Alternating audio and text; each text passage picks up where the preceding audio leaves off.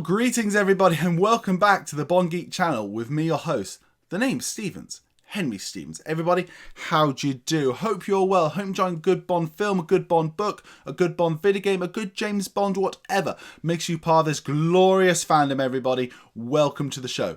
And you know what? Eon on their YouTube channel released another one of their little documentary introduction things to No Time to Die. Obviously in the past we've had talked with Cary Fukunaga, we've had meet Safin, the villain of the film. And in this one, we've been introduced to the new Bond leading ladies of No Time to Die, which is returning character Madeleine Swann, played by Léa Seydoux. We've got Agent Naomi, potentially the new 007, Lashana Lynch's character. And we have CIA operative Paloma, played by Ana de Armas, everybody. And you know what? I really loved this little thing they released online, everybody. I always love it in Bond films when they really show off the leading ladies of the film, showing how cool these characters are, and just really gets you excited, in my opinion, for when they're going to meet James Bond and how they're going to interact with them. It just really honestly gets me excited, everybody. I also think that it really showed the idea that I really try to talk about when it comes to this channel, that this whole stigma of Bond leading ladies are not sort of, basically damsel in distresses, not as cool or smart as James Bond. It's complete and utter rubbish. Throughout the whole series, basically, we've always had strong, independent, powerful female characters go up against James Bond. And No Time to Die looks like continue that and even take it up a notch. Which to me personally, it's really exciting, this fan right here, everybody, about the potential that that could bring, everybody. So what I thought basically is this sort of little thing inspired me to come on the channel now before the release of No Time to Die and give my thoughts and opinions and my hopes and ideas about what I think each of these leading ladies will bring to the series, everybody. I'd also like to point out this note, I am leaving out, for the benefit of this video, Naomi Harris's Miss Moneypenny. Look, everybody, I'll be honest with you, I think Miss Moneypenny, Naomi Harris, is one of the best additions to the Bond franchise ever. I love Naomi Harris's Miss Moneypenny, and long may she continue to play Miss Moneypenny, everybody, as well. I just think she's absolutely brilliant. I think she has, honestly, at this point, overtaken my favourite, which is Samantha Bond, Pierce Brosnan's Miss Moneypenny. I really love her in it. But we're looking at Madeleine Swann, Naomi and Paloma. So let's start into this right now, everybody. Let's look at Léa Seydoux, the only returning Bond leading lady for this film. And if you've seen my review of Spectre, you know her character for me was quite underwhelming and I felt a bit of a real wasted opportunity. I think this film honestly confirms the idea that, if you will, that Madeleine Swann's character is meant to be, if you will, the Tracy of this Bond continuity. If Vesper's the original love, this is now the Tracy, if you will, instead of just redoing Tracy completely of Bond. This is the character that Bond's meant to really fall in love with, let his guard down again, and, potentially marry, which I hear he might do in this film, which is actually really cool when you think about it. And then obviously either get killed, or in this case, for this film we've seen, Bond and her have a real big argument. He's not sure if he can trust her anymore due to some reason, and they separate, everybody. My biggest hope when it comes to Madeleine Swann in this film is I'm hoping that No Time to Die will flesh out her character a lot more and make her this epic moment in Bond's life, this epic character Bond has in his whole life that I think Spectre was trying to build up to. Because I have to be honest with everybody, when Bond fell in love with Vesper in Casino Royale, it felt very natural, it felt really progressed, and it was so lovely to watch. In Spectre, I really thought it was sort of forced, and it was trying to make Madeleine bigger than what actually I think she was throughout that whole film. So really going into it, No Time to Die, I really hope that they actually, this magnitude that Madeleine's meant to have, I hope that she does get in this film. I hope the chemistry is a bit better between her and Daniel Craig in this film, because I didn't think it was that all great when it came to Inspector. What I think she'll do in the film, I think, there will be this big revelation, because we know from the trailers, everybody, once her secret finds a way out, it will be the death of you. It's this really big thing. I think Madeleine Swann's going to be really connected to the story here. She's going to have a massive character arc with Bond as well, which again, I think is going to be really interesting and really cool to see. And following on from that, I hope that she goes along for the journey as well. I don't know if she's going to maybe live through to the end of this film. And they separate, maybe she dies in the end. I don't know. I'm just so excited to see the potential of what it could be.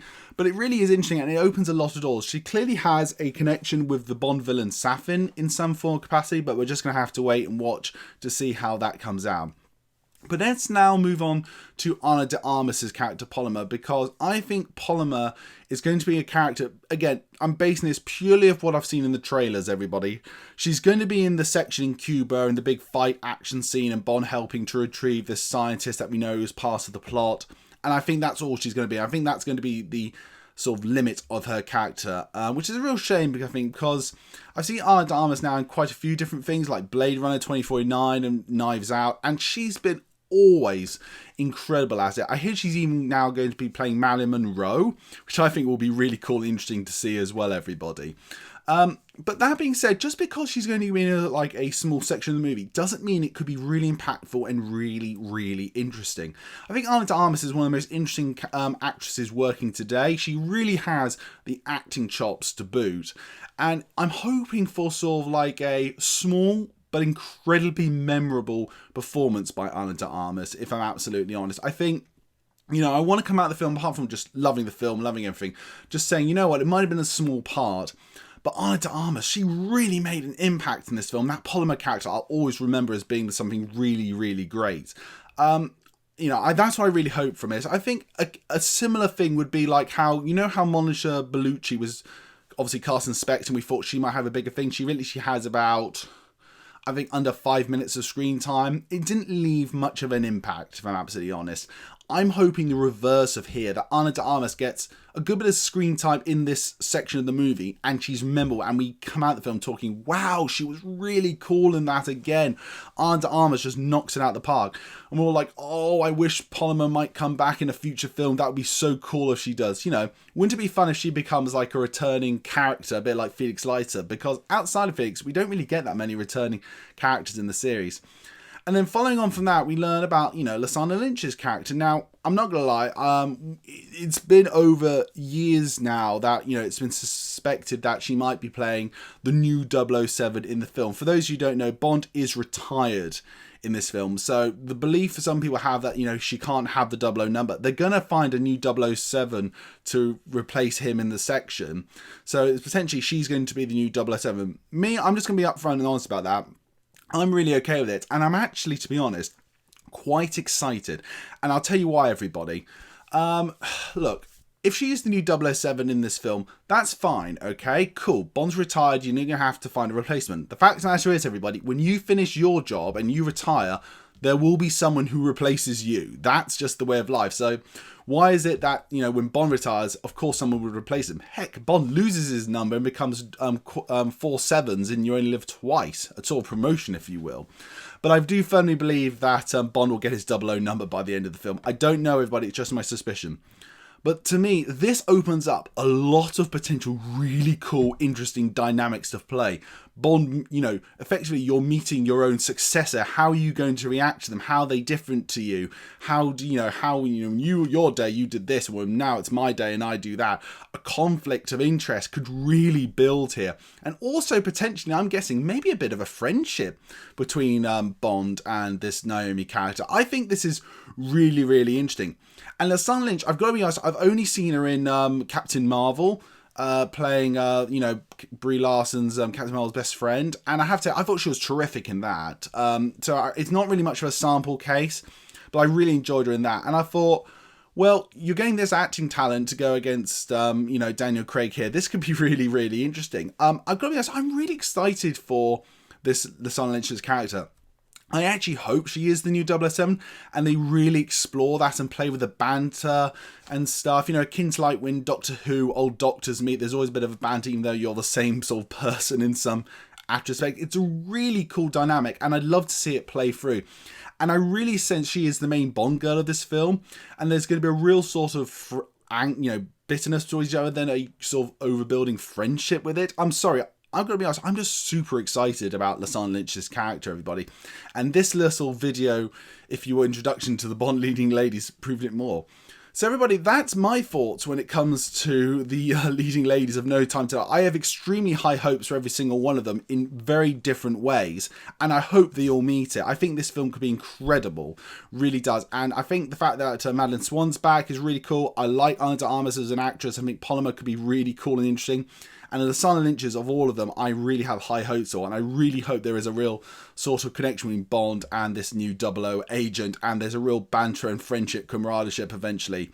I think it's just going to be so cool to watch.